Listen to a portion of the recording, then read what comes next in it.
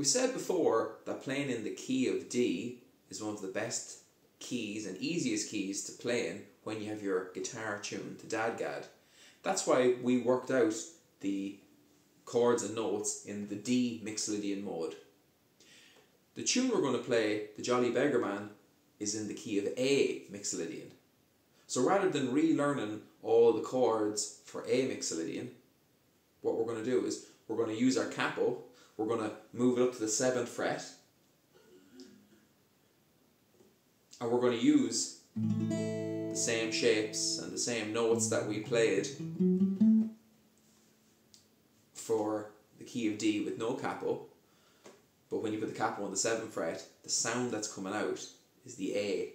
Even though in our head that shape is the D shape, the actual sound that's coming out is an A. When you play the D here, that's D, but as you move it up the fretboard, D, moved up here, D sharp, E, F, F sharp, G, G sharp, A. So when I put the capo on the 7th fret, we're after moving 7 frets up the music alphabet, or 7 steps up the music alphabet, and now we're on the A. But in our head, we just think about, that's the D. There is an advantage to actually think of this as an A, and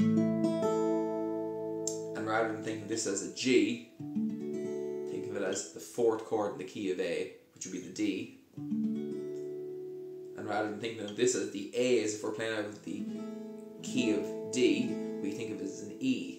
It's useful to be able to do both. But for now, to make things easier, let's just call this D. The D shape, the G shape, the A shape. Because technically it's the shape, but it's not the sound. So now we have our capo on the 7th fret. You should listen to the recording that I did, and you should look up recordings of this Jolly Beggar Man. Have a listen to them a few times. See, can you spot where you think the chords should change just by ear. You could put the song on and start playing your D drone along with it, and listen and see, would that D drone sound better if you were to change the chord, and make note of where those changes are, and then try out some different chords. Another great way to do it, like we did in the last lesson, is to actually know how to play the tune. I always find when you know how to play the actual tune, or you can hum the tune in your head, it's so much easier and so much better for working out the accompaniment. So here's how part A of the Jolly Beggar Man goes. I'll play part B later in the lesson, and we'll work out the accompaniment for that too.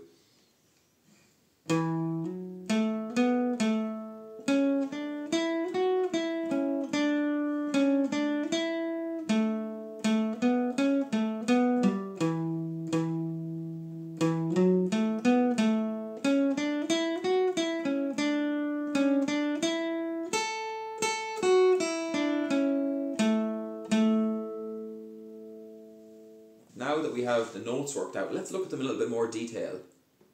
We're trying to match up the notes that are in the chords with the notes that are in the melody. So we look at the notes in the melody and we see, do they exist in one of the chords? Most of the time, all the notes aren't going to fit into one specific chord, but it's which one do the majority of notes fit in. The other thing that is important is, where do the notes lie in the bar? Are those notes on the main accented beats? They have more value than the notes that are on the offbeat. So we're looking at the notes, we're seeing, do they match up with a chord, and then also where they are in relation to the 1 and 2 and 3 and 4 and we give more priority to the notes that are on the main strong beats. You also have to use your ear and see, does it sound good? If we're starting off a song in the, we're going to call this in the key of D, even though it's technically the key of A, but we're thinking about the key of D because we've got the capo on the 7th fret. So if you're playing a song in the key of D, you'd be starting off with a D first. Like I said already, that's the sound of A, and the tune is in the key of A, but we're thinking, our mind's in the D shape. So we're starting with the D. For the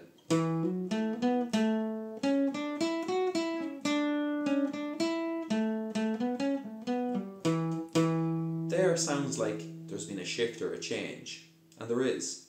We're playing the C, A, in particular the C natural. So you could look at your chords and see which chord has an A C natural in, because C, A, well the A minor chord does. So we could play an A minor chord there, or we could play this A sus4 or A7 sus4, just the one finger. Then we might want to go back over the melody again and see, is there any other notes that are sticking out that maybe weren't as obvious the first time, but maybe when you play them again you notice it. So we said that's D. There's a G there.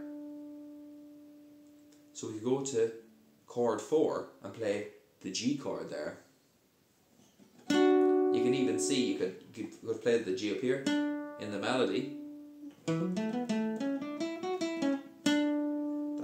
4th string, 5th fret, the G note. So you can like visually see that's a G, even if you didn't know your notes. So you're starting off with your D, and then up to your G, and then it goes back to the D, and then we had that A minor, or A sus4, then back to her D, then G, and then usually at the end of the song you have this, we mentioned 1, 5, 1. I'm going to use the A sus4 here.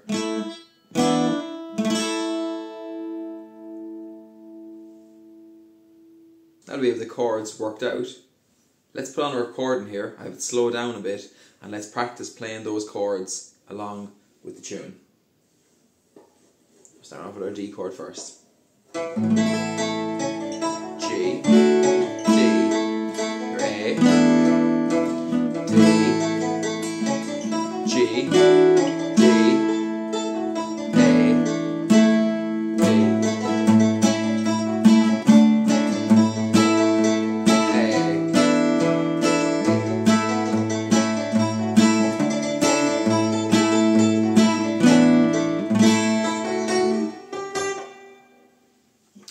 So another nice thing that you can add in, which you've seen before, is before playing the G chord, we'll play the F sharp, just to lead to the G.